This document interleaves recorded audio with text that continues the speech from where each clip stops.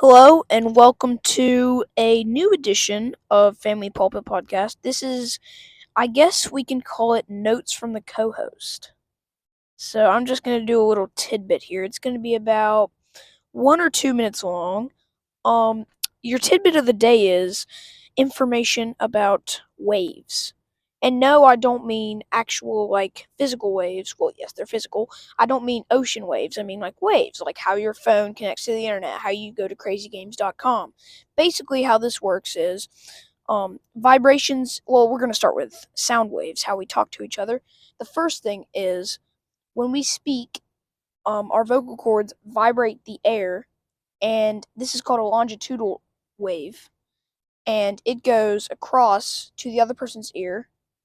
Hearing is probably going to be the next episode. I don't want to talk about hearing right now, but basically, vibrations in the air molecules, in the air, vibrate, and as they shake, they move the shaking to the ones that are beside them.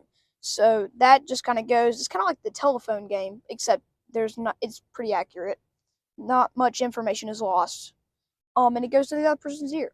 So that's how sound waves work. But now, how are you able to text your friend, "Oh my gosh, Brandon Wake's at his King of Hearts concert and it's awesome"? How are you able to do that?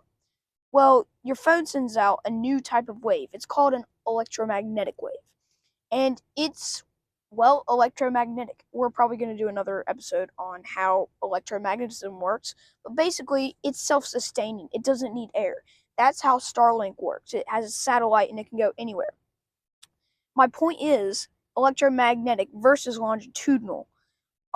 If you're in space and there's a satellite, or, well, no, that's not a good example. I'd say space station is the better one. And two astronauts are talking to each other, but there's no air supply. They're in their whatchamacallits, their spacesuits. They can't talk using regular longitudinal waves to each other in space. They have to use the comms built into their spacesuits using the electromagnetic waves that their transmitters will transmit.